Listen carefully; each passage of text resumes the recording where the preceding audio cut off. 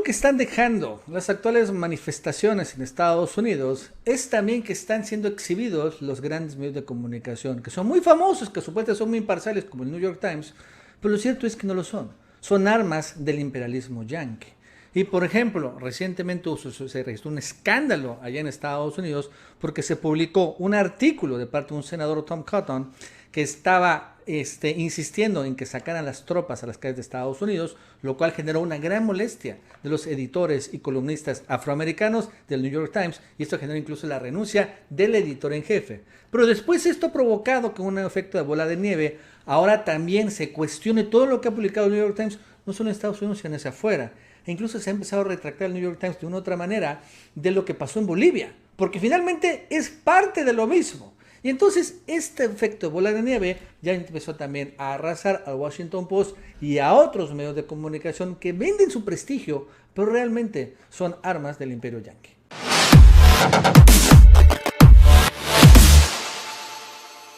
Hola amigos y amigas, ¿cómo están? Soy Nacho Rodríguez en otro video con Antonio Villamil y el día de hoy vamos a contar cómo un diario muy prestigioso, el más influyente del mundo sin lugar a dudas, el New York Times, está también sucumbiendo ante las grandes protestas allá en Estados Unidos, porque han quedado exhibidos de que son armas del imperio yanqui. Y ante esto, ¿no? Y que es muy claro, todos los que vivimos lejos, no en Estados Unidos, y vemos cómo operan los grandes medios de comunicación para justificar golpes de Estado, como en Bolivia. Ahora, después de la crisis interna, han empezado a revelar lo que todo el mundo sabe desde hace mucho tiempo. Por ejemplo, de que en Bolivia nunca hubo fraude electoral, que Evo Morales ganó legalmente y legítimamente, y que un golpe militar lo tumbó. Esto, que es muy claro en Latinoamérica, en Estados Unidos, no era tan claro, habían mentido y ahora el New York Times se está teniendo que retractar. En algo insólito, pero que también revela la crisis de la gran presa. Bueno, esto y más nos va a contar Antonio Villamil. ¿Tú qué tal? ¿Cómo estás? Buenas tardes. Hola Nacho, un saludo a los amigos del canal. Bueno, la prensa de Estados Unidos nunca ha sido el adalid de la democracia, de la libertad de expresión. En los países del mundo, la realidad es que tienen una agenda muy marcada a favor de los intereses de Washington. No es algo nuevo, es algo que todos sabemos. Si alguien lo cree así, pues les avisamos para que para que pierda la inocencia. La realidad es que también tienen mucha cercanía con los aparatos de inteligencia de los Estados Unidos, una cercanía que llega incluso a grados de complicidad. Esto lo sabemos porque poco a poco han intentado lavarse la cara frente al mundo, frente a lo que es evidente, lo que todo el mundo supo, pero que ellos se negaron a admitir en su momento, que en Bolivia hubo un golpe de Estado. Este golpe de Estado fue apoyado de manera interna, pero también de manera externa por medios como el Washington Post, el New York Times, que ocultaron la realidad de las cosas y apoyaron a los golpistas y ahora salen a darse golpes de pecho y decir, la verdad es que sí estábamos equivocados, perdón, sí fue el informe de la OEA, la verdad es que fue muy malo y pues bueno, pudo haber un golpe de Estado. Pero pues el daño ya está hecho, finalmente pues ya las cosas están así. Esto lo digo porque, bueno, primero vimos, recordemos todos, este informe de Washington Post en el sentido de que nunca hubo un fraude en Bolivia. Esto nos enteramos en febrero del 2020 cuando el Washington Post publicó un informe que indicaba que no hubo tal fraude. Era una investigación del Laboratorio de Ciencias y Datos Electorales del Instituto Tecnológico de Massachusetts de Estados Unidos. Estos científicos consideraron que era altamente probable que el expresidente Morales sobrepasara la diferencia del 10% de los sufragios que necesitaba sobre el segundo candidato más votado para evitar una segunda vuelta en los comicios. No parece haber una diferencia estadísticamente significativa en el margen antes y después de la suspensión de la votación preliminar, afirmaba la nota firmada por John Curiel y Jack Williams. Bueno, pues eso fue lo que ellos dijeron en aquel momento. El Washington Post se lavó la cara. Pero ahora este domingo 7 de junio estábamos viendo cómo era el New York Times, el diario que también se estaba curando en salud, como decimos en México, es decir, que se estaba anticipándose a, evidentemente, todas las críticas que seguramente seguirán llegando con los años e históricamente, diciendo, ustedes apoyaron el golpe. El Times estaba diciendo, no, ¿saben qué? Ahora resulta que ya nos dimos cuenta que no. Con datos de nosotros mismos no hubo fraude en Bolivia. Este era el artículo del Times que se publicaba el 7 de junio. Decía, una elección amarga, acusaciones de fraude y ahora una reconsideración. Un minucioso examen de los datos de la elección boliviana sugiere que el análisis inicial de la OEA, que planteó dudas sobre el fraude electoral y ayudó a derrocar al presidente, fue defectuoso. Con ese cinismo total y absoluto y brutal, esta nota diciendo ellos que sí, la verdad es que la OEA se equivocó, que la Organización de Estados Americanos que encabeza Almagro nunca tuvo la razón.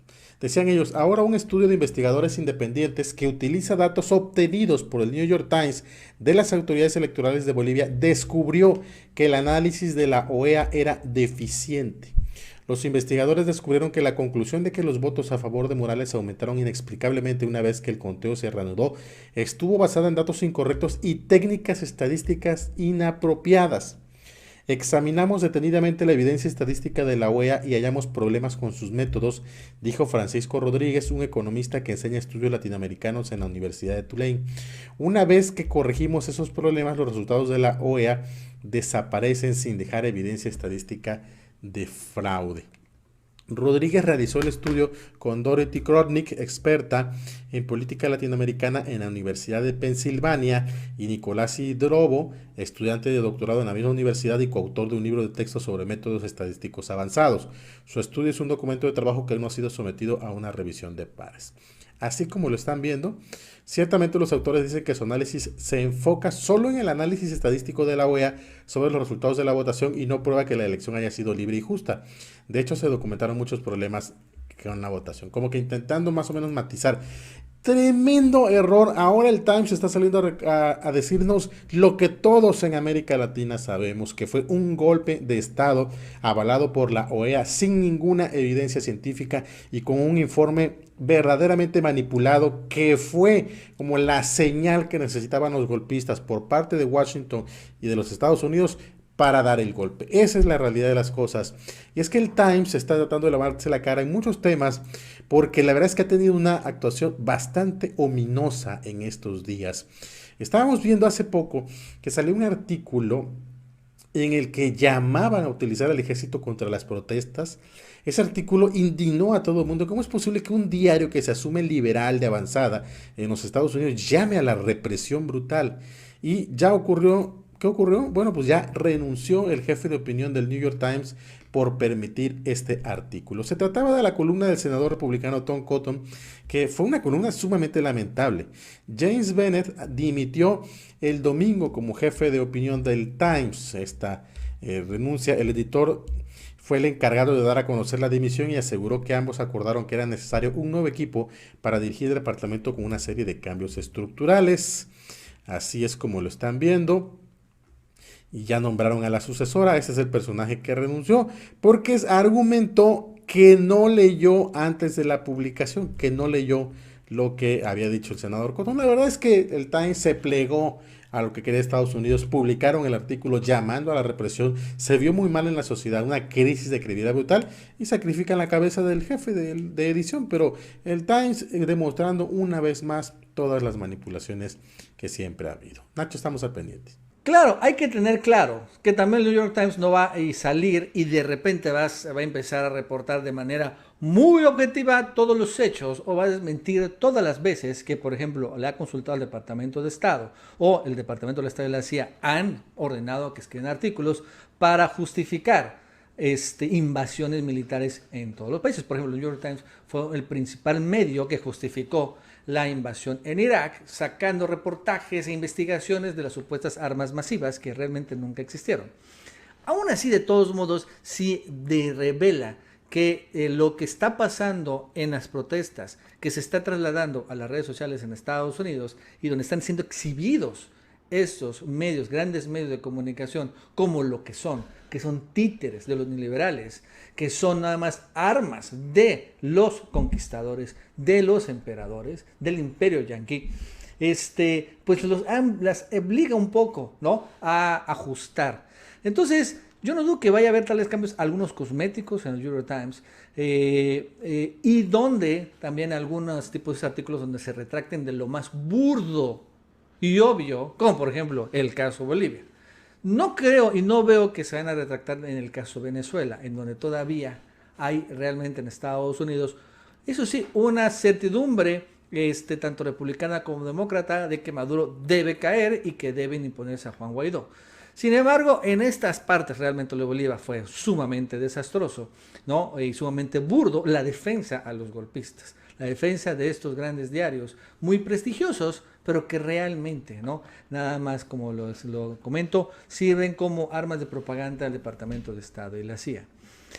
¿Hasta dónde llegará? No lo sé, pero bueno, poco a poco también empiezan a simbrarse y cuando menos exhibirse como lo que es, para no solo todos los que vivimos fuera de Estados Unidos, sino en particular para los que viven dentro. Bueno, amigos y amigas, eso es todo por el día de hoy. Si te gustó este video, suscríbete, dale like para que más personas lo vean. Tengas un buen día y nos vemos en el próximo video.